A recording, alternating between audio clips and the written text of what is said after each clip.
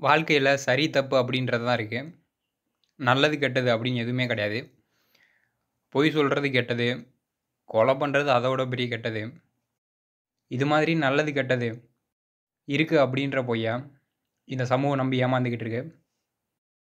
கொலை பண்றது, அவமானப்படுறது, பிச்சைக்காரனா மாறுறது, சாகுறது இது மாதிரி எதுவுமே கெட்டதோ, நல்லதோ கிடையாது.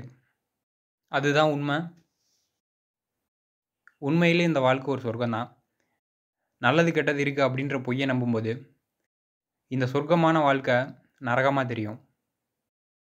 ஒருத்தனுக்கு கண்ணு சரியா தெரியல. அவனுக்கு ஒரு அழகான விஷயம் பேய் மாரி தெரிஞ்சிருக்கு. அதே மாதிரி மக்களும் நல்லது, கெட்டது இருக்குன்னு நம்பும்போது, அறிவு தெளிவா வேலை செய்யாது. இதனால அழகான சொர்க்கமான வாழ்க்கை நரகம் மாரி தெரிய ஆரம்பிக்கும். கெட்டது இருக்கு அப்படின்ற பொய்ய நம்பும்போது, ஏதோ ஒரு கெட்டது இருக்கு அப்படின்னு நெனச்சு பயம் உண்டாகும்.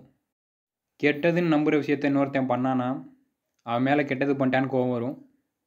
கெட்டதுன்னு நெனைக்கிறது ஏதோ நடந்துருச்சுன்னா, கெட்டது நடந்துருச்சுன்னு கவலை வரும்.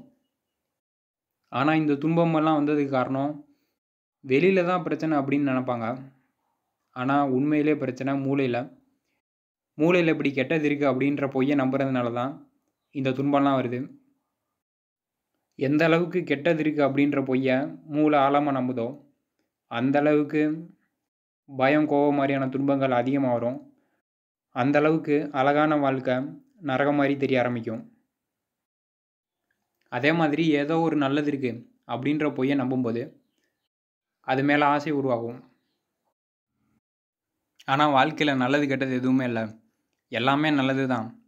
அப்படின்ற உண்மைய புரிஞ்சுக்கும்போது, கவலை, கோபம், பயம், ஆசை இது மாதிரியான எல்லா உணர்ச்சிகள்ல இருந்தும் ஒருத்தன் வெளியே வருவான். மனசுல உண்மையான அன்பு இருக்கும். நேரத்த கத்துக்கிறதுலயும், உதவி செய்றதுலயும் செலவு பண்ணுவாங்க. இப்படி வாழ்றது தான் சொர்க்கமான வாழ்க்கை. மக்கள் நல்லது, கெட்டது அப்படின்ற பொய்ய நம்பும்போது, நல்லதுன்னு எத நம்புறாங்கன்னா, ஒரு கெட்டதிலிருந்து தப்பிக்கிறத தான் நல்லதுன்னு நம்புறாங்க. அவமானத்த கெட்டதுன்னு நெனைக்கும்போது, அதிலிருந்து தப்பிக்கிற பெருமைய நல்லதுன்னு நம்புவாங்க. இப்படி ஒரு விஷயத்த கெட்டது அப்படின்னு நம்பும்போது தான், நல்லதுன்னே ஒண்ணு உருவாகுது. நல்லதுன்னு ஒரு விஷயத்த நம்பும்போது தான், அது மேல ஆசையே உருவாகுது. அப்ப நல்லதுன்றதே ஒண்ணு கிடையாது. அதே மாரி ஆசைன்றதே ஒண்ணு கிடையாது. பயத்திலிருந்து தப்பிக்கிறத தான் ஆசைன்னு நம்பிக்கிட்டு இருக்காங்க. தோல்விய கண்டு பயப்படும்போது, தோல்வியிலிருந்து தப்பிக்கிறதுக்காண்டி வெற்றி மேல ஆசைப்படுவாங்க. ஆனா உண்மையிலேயே வெற்றி மேல ஆசை கிடையாது. தோல்விய கண்டு பயப்படுறத தான் வெற்றி மேல ஆசைப்படுறதா நெனச்சுக்கிறாங்க. இப்படி ஆசைன்றதே ஒண்ணு கிடையாது. பயத்திலிருந்து தப்பிக்க நினைக்கிறத தான் ஆசைப்படுறதா நெனச்சுக்கிறாங்க. பணக்காரன் ஆகணும்னு ஆசைப்படுறானா, ஏழையா இருக்கிறத கண்டு பயப்படுறான். கல்யாணம் பண்ணி குழந்தை பெத்துக்கணும்னு ஆசைப்படுறானா, கல்யாணம் குழந்தைலாம் இல்லாத ஒரு வாழ்க்கைய நெனச்சு பயப்படுறான். இப்படி எந்த அளவுக்கு ஒரு விஷயத்த கெட்டதுன்னு நெனச்சு, அத பார்த்து பயப்படுறானோ, அதிலிருந்து தப்பிக்கணுன்ற ஆசை அந்த அளவுக்கு அதிகமாகும். இப்படி பயம் அதிகமாகும்போது தான் ஆசை அதிகரிக்குது. அப்போ ஒருத்தனோட பயம் தான் ஆசைய. ஆசைன்றதே ஒண்ணு கிடையாது. இங்க வெறும் பயம் மட்டும் தான் இருக்கு. ஆனா மக்களுக்கு அது தெரியறதே கிடையாது. ஏன்னா மனிதனோட மூளை இந்த உண்மைய மறைச்சிரும். ஏன்னா ஒருத்தன் வறுமைய கண்டு பயந்து, அதிலிருந்து தப்பிக்கணும்னு முயற்சி பண்றான். அப்படின்ற உண்மை அவனுக்கு தெரிஞ்சுச்சுன்னா, நம்மளோட பிரச்சனை பயம் தான். நம்ம பயப்படுறோம். அந்த பயத்திலிருந்து வெளியே வரணும் அப்படின்னு நினைக்க ஆரம்பிப்பான். ஆனா இதே அப்படின்னு நினைக்காம, நம்ம ஒண்ணும் வறுமைய கண்டு பயப்படல. பணக்காரன் ஆகணும்னு ஆசைப்படுறோம். ஆசைப்படுறதுனால தான் அத அடைய முயற்சி பண்றோம் அப்படின்னு நினைக்கும்போது, பிரச்சனை வந்து பயப்படுறதா தெரியாது. பிரச்சனை வந்து ஆசைப்பட்ட பணம் நம்மகிட்ட இல்லாதது தான் பிரச்சனை அப்படின்னு நினைக்க ஆரம்பிப்பேன். இப்படி பயத்தினால தான் நம்ம செயல்படுறோம் அப்படின்ற உண்மை தெரிஞ்சுச்சுன்னா, பிரச்சனை பயம் தான் அப்படின்றது தெரிஞ்சிரும். ஆனா ஆசைப்படுறதுனால தான் செயல்படுறோம் அப்படின்ற பொய்ய நம்பும்போது, பிரச்சனை நமக்குள்ள இருக்க பயம் கிடையாது. வெளியில ஏதோ தான் பிரச்சனை அப்படின்னு பிரச்சனை வெளியில இருக்கிறதா நினச்சுக்குவாங்க. இப்படி மூளை பிரச்சனை வெளியில இருக்கிறதா நம்ப வச்சு ஏமாத்தும். ஏன்னா பிரச்சனை எங்கே இருக்குன்னு தெரிஞ்சா தான் அதிலிருந்து தப்பிக்கவே முடியும். மூளை ஏதோ வெளியில பிரச்சனை இருக்குன்னு நம்ப வைக்கிறது மூலமா பிரச்சனையை தீர்க்காம திசை திருப்பும். மக்கள் செய்கிற ஒவ்வொரு செயலுமே ஏதோ ஒரு விஷயத்த பார்த்து பயந்து அதிலிருந்து தப்பிக்கிறதுக்காண்டி தான் செயல்படுறாங்க. பொழுது போகாமல் ஃபோனை நோண்டுறாங்கன்னா, ஃபோனை நோண்ட நல்லா இருக்குன்னு ஃபோனை நோண்டலை, பொழுது போகாமல் இருக்கிறத கண்டு பயப்படுறாங்க. அந்த பயத்திலிருந்து தப்பிக்கணும்னு ஃபோனை நோண்டுறாங்க. இப்படி நிகழ்காலத்தை பார்த்து பயந்து செயல்படுறாங்க. அதே மாதிரி எதிர்காலத்தில் ஏதோ ஒரு விஷயத்து மேலே ஆசைப்பட்டு அதை அடைய முயற்சி பண்ணல. அது இல்லாமல் போயிருமோ அப்படின்ற பயத்தில் அதை அடைய முயற்சி பண்ணுறாங்க. இப்படி நிகழ்காலத்தை பார்த்து பயந்தோம், எதிர்காலத்தை பார்த்து பயந்தோம் தொடர்ந்து செயல்பட்டுக்கிட்டு இருக்காங்க. ஆனால் இது தெரிய விடாமல் மூளை மறைச்சிடுது. ஏதோ ஆசைப்பட்டு தான் செயல்படுறதா நம்ப வைக்குது. ஆசைப்படுறதுனா ஏதோ ஒரு நல்லது இருக்குது அப்படின்னு நம்ப வைக்குது. அந்த நல்லது தான் சொர்க்கம். பணத்து மேலே ஆசை இருந்துச்சுன்னா பணத்தை அடைஞ்சால் வாழ்க்கை சொர்க்கமாயிரும். இந்த மாதிரி எது மேலே ஆசை இருக்கோ அதை அடைஞ்சால் சொர்க்கம் வந்துடும் அப்படின்ற மாதிரி சொர்க்கத்தை திசை திருப்புது. ஏன்னா உண்மையிலே சொர்க்கம் எங்கே இருக்குன்னா பயத்தில் ஒவ்வொருத்தனும் வாழ்ந்துக்கிட்டு இருக்கான். அந்த பயத்திலேருந்து வெளியே வந்துட்டான்னா அதுதான் சொர்க்கம். இப்படி சொர்க்கத்துக்கு போகணுன்னா அந்த பயத்திலேருந்து வெளியே வரணும்.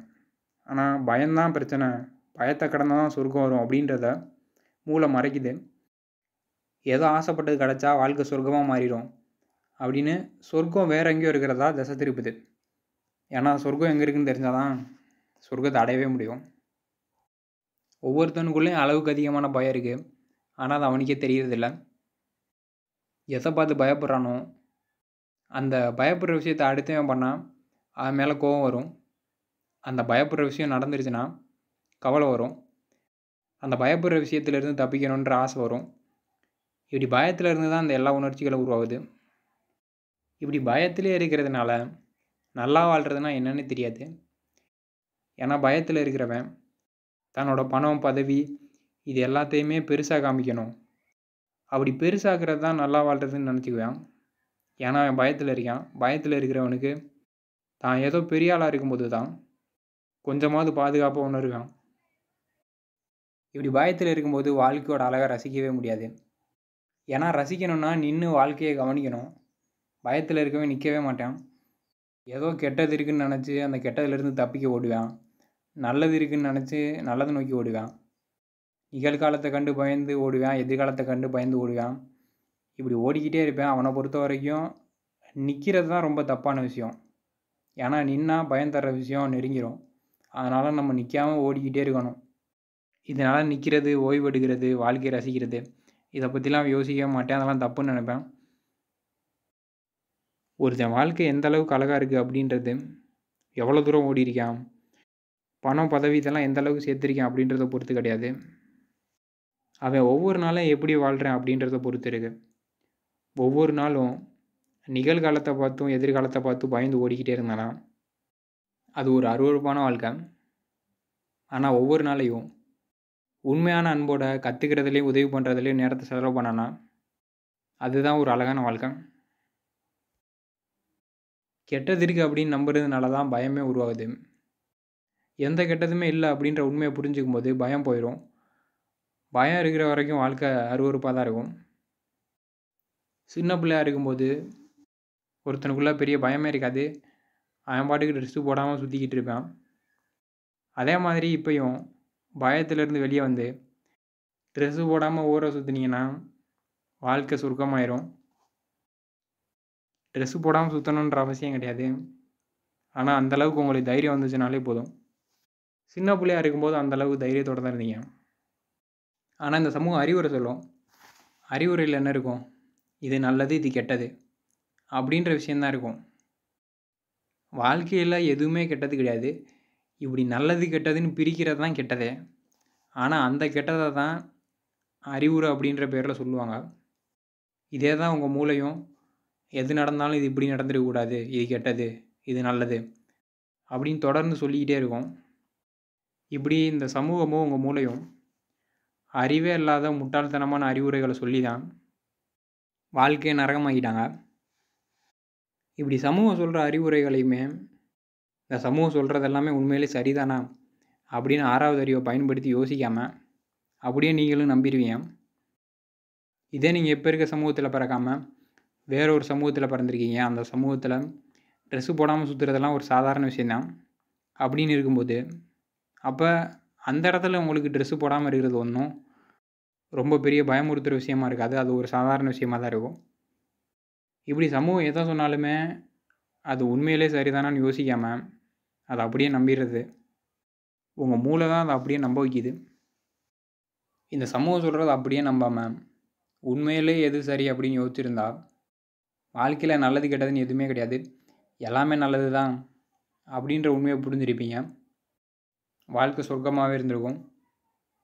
ஆனா அப்படி பல கெட்டது இருக்கிறதா பொய்ய நம்பி நரகத்தில இருக்கீங்க. இதிலிருந்து தப்பிக்கணும்னா நீங்க உண்மைய புரிஞ்சுக்கணும்.